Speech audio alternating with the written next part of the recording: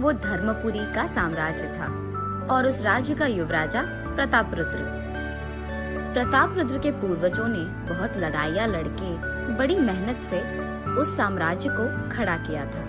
जब प्रतापरुद्र के राजा बनने का समय आया था, वो उस राज्य को कांच की महल की तरह बना दिया था। शत्रु भी राज्य को देख कांप कर डर जाने जैसे उसकी बड़ी सी सेना और बड़े बड़े आयुधों का कर्मागार। प्रतापरुद्र दंड यात्रा के लिए जाता था, लेकिन उसके राज्य पर दंड यात्रा करने अगर कोई आया तो बस मिनटों में युद्ध खत्म हो जाता था। ऐसी रहस्य युद्ध विद्या थी उसकी। ऐसे ही राज्य के विषय में बहुत सावधानी और होशियारी से उस राज्य का निर्माण किया था प्रतापरुद्र के पिता विजयरुद्र ने। प्रतापरुद्र का राज्याभिषेक भी विजयरुद्र ने ही किया था। प्रतापरुद्र बहुत ही दयालु और नेक इंसान था। युद्ध विद्या में और राजनीति में उसका कोई मुकाबला नहीं था। राज्य की सारे समस्याओं को प्रतापरुद्र परीक्षा करता था। जैसे ही वो राजा बन गया था, वो साम्राज्य को अति सुंदर बना दिया था। नुकसान भरे खेतों को वापस हरा भरा बना दिया। प्रतापरुद्र की सभा में एक ही मंत्री था, विश्वाचार्य। विश्वाचार्य पंडित शास्त्रा में, ग्रंथों में और राजनीति शास्त्रा में बहुत माहिर थे। वो बड़ी सी बड़ी समस्या का भी छोटा सा हल निकालकर उसको खत्म करते थे। प्रतापरुद्र जो भी फैसला लेता था, वो पहले विश्वाचार्य के साथ चर्चा करके ही लेता था। विश्वाचार्य को प्रतापरुद्र अपना गुरु मानता था, इसीलिए वो जो भी शुभ कार्य करने चाहता था, सबसे पहले विश्वाचार्य की आशीर्वाद लेता था। विश्वाचार्य जी को नमस्कार। आचार्य, आशीर्वाद दीजिए कि आज हम जो काम करने वाले हैं उसमें हम सफल हो। विजयोस्तु प्रतापरुद्र। ऐसे ही प्रतापरुद्र जो भी करता था, विश्वाचार्य को कह के ही करता था। ऐसे राज्य का अच्छी देखभाल करता था प्रतापरुद्र। उसकी प्रजा अगर मुश्किलों में थी तो राजा उनकी मुश्किल सुनकर उनकी सहायता करता था। उसकी प्रजा में अगर कोई भूखा भी था तो उसके धान्य घर से वो धान्य के साथ ही धन को भी देता था।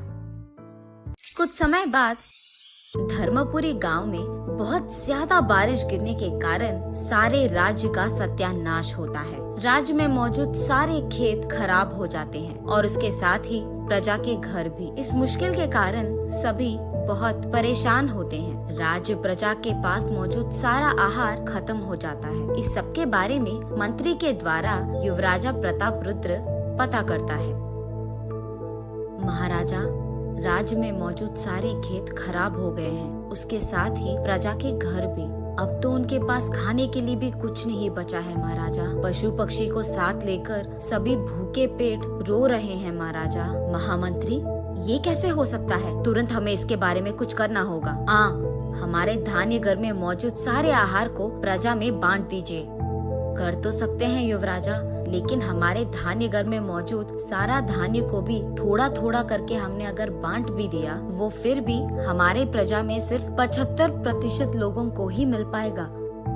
राज्य में आहार भी नहीं है। अब क्या करेंगे? मंत्री सभा, आप इसका उपाय बोलिए। हमारे पड़ोसी मित्र राजाओं से अगर हमने धान्य का सहाय मांगा है तो मिल पाएगा। राजा, मदद मांगने पर हमारी सहायता वो जरूर करेंगे, लेकिन वहाँ से यहाँ तक खाना पहुँचने के लिए 2 दिन लगेगा। तब तक ये बेचारी प्रजा भूखे तो नहीं रह पाएगा, लेकिन हमारे पास और कोई चारा नहीं है महाराजा। मंत्री की बातें सुनकर प्रतापरुद्र उसके ख्यालों में खो जाता है। कुछ देर बहुत सोचने के बाद ऐसे कहता है, सैनिकों, तुरंत विश्वाचार्य जी को यहाँ लाया जाए। ये आदेश देता है। उसके आदेश के अनुसार ही सैनिक विश्वाचार्य को लेकर सभा पहुँचते हैं। युवराज को प्रणाम। मुझे यहाँ लाया जाने की आवश्यकता क्यों आई है? आचार्य, हमारा राज्य अब बहुत मुश्किलों में है। हमारे राज्य में सिर्फ 75% लोगों को हम खाना दे पा रहे हैं। बाकियों को तो ऐसे भूखे नहीं छोड़ पाएंगे। आपको ही कोई उपाय ढूंढना पड़ेगा विश्वाचार्य। प्रतापरुद्र की बातें सुनकर विश्वाचार्य बहुत सोचता है। सोचने के बाद उसे एक योजना मिलती है।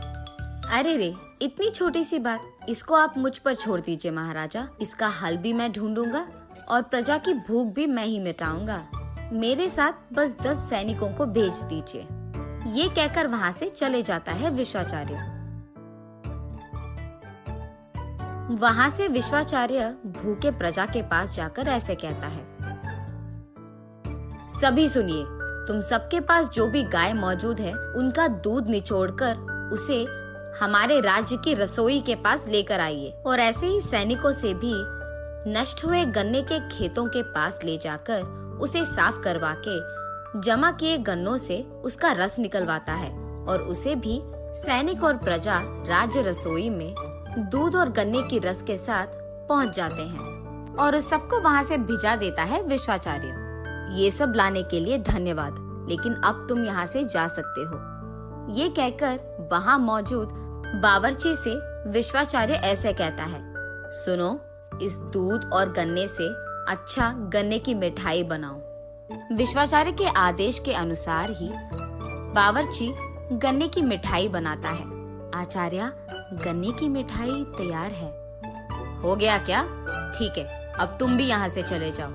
उस बावर्ची को भी रसोई घर से बाहर बिठाकर विश्वाचार्य उस गन्ने की मिठाई में और थोड़ा गन्ने का रस मिलाता है। रस मिलाकर उस सारी मिठाई को बहुत अच्छी तरह से मिलाकर सैनिकों को वहाँ बुलाता है विश्वाचार्य। सैनिकों, आहार तैयार है, राजा और प्रजा को यहाँ बुलाओ।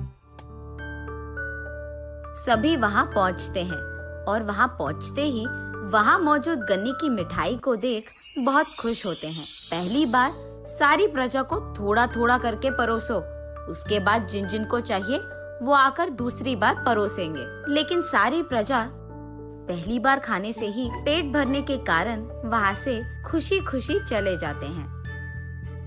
आहार सबके खाने के बाद भी बहुत बच जाता है।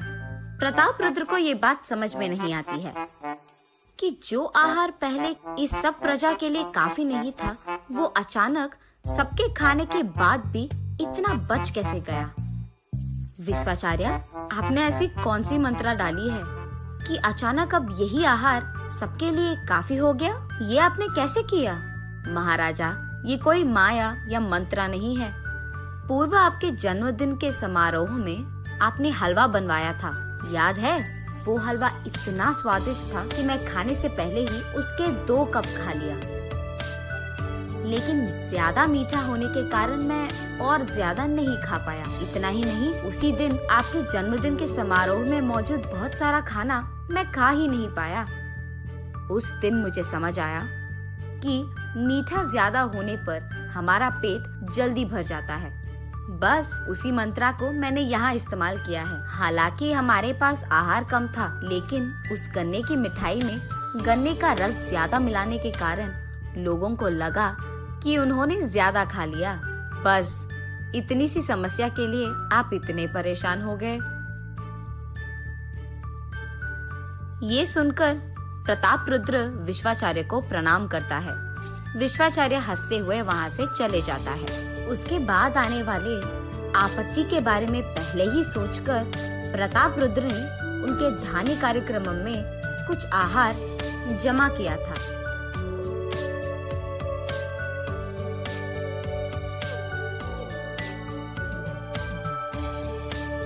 ऐसे कुछ समय बीत जाने के बाद राज्य में एक नास्तिक आदमी आता है। वो उस राज्य में आकर ऐसे कहता है कि वो भगवान में विश्वास नहीं करता है और उनके भगवान से उसका कोई लेना देना नहीं है। ऐसे वो हल्ला मचाने लगता है, इस धरती पे भगवान नामक कोई नहीं है, सब बस एक माया है, माया। ये सब देख राज्य के सैनिकों उस नास्तिक को बंद करके उन्हें राजा के पास लेकर जाते हैं। क्या हुआ? प्रभु, ये गांव में हल्ला मचा रहा है कि भगवान नहीं है और ये भगवान में विश्वास ही नहीं करता, इसलिए उसको आपके पास लेकर आए हैं प्रभु। क्या नास्तिक हो तुम? भगवान में विश्वास नहीं करते हो? तो फिर तुम्हें ये जन्म कहाँ से मिला है? मेरा जन्म मेरे माता पिता की वजह से हुआ है, भगवान की वजह से नहीं। ऐसे राजा के हर प्रश्न का वो उल्टा सीधा जवाब देता था।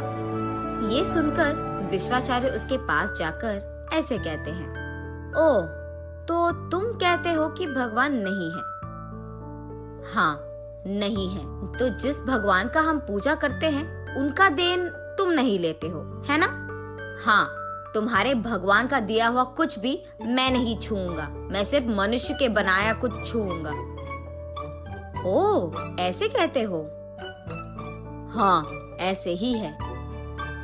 तो फिर तुम सांस लेना बंद कर दो, क्योंकि तुम्हारी ये सांस हमारे पूजे हुए वायु भगवान का है, हनुमान के पिता। वायु को तो किसी मनुष्य ने नहीं बनाया। ये बात सुनकर उस आस्थान में मौजूद सभी हंसने लगते हैं। प्रताप रुद्र के साथ ही उस नास्तिक को भी विश्वाचार्य की बातें सुनकर दंग रह जाते हैं और बोलना बंद हो जाता है। मुझे माफ कीजिए प्रभु, आइंदा ऐसा कुछ नहीं करूंगा।